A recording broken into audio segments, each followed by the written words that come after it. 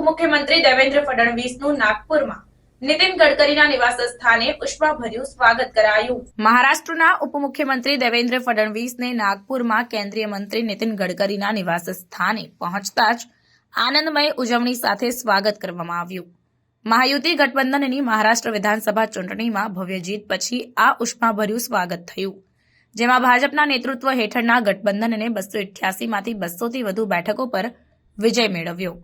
ફડણવીસ, જેઓએ નાગપુર દક્ષિણ પશ્ચિમ વિધાનસભા બેઠક પર નોંધપાત્ર અંતરથી જીત મેળવી હતી, નીતિન ગડકરીને આશીર્વાદ લેવા અને સમર્થન માટે આભાર વ્યક્ત કરવા માટે મુલાકાત લીધી।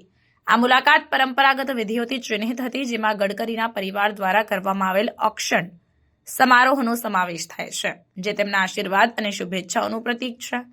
તેમની ટિપ્પણીઓમાં ફડણવીસે મહાયુતિ ગઠબંધનના સામૂહિક પ્રયાસો અને મહારાષ્ટ્રના લોકોના અડગ સમર્થનને આ જીતનો શ્રેય આપ્યો।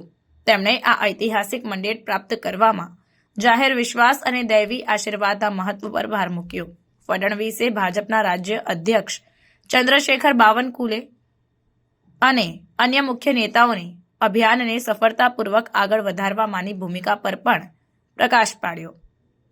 ગડકરીના નિવાસસ્થાને ઉજવણીમાં અનેક પ્રખ્યાત નેતાઓ અને પાર્ટી કાર્યકરો હાજર રહ્યા, જેઓ ફડણવીસ અને મહાયુતિ ગઠબંધનને અભિનંદન આપવા માટે ભેગા થયા હતા।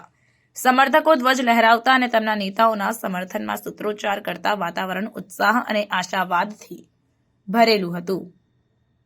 ફડણવીસે વિદર્ભ અને નાગપુરના લોકોનો તેમના અભૂતપૂર્વ સમર્થન માટે આભાર વ્યક્ત કર્યો અને જણાવ્યું કે આ જીત મહારાષ્ટ્ર માટે નવા અધ્યાયની શરૂઆત છે।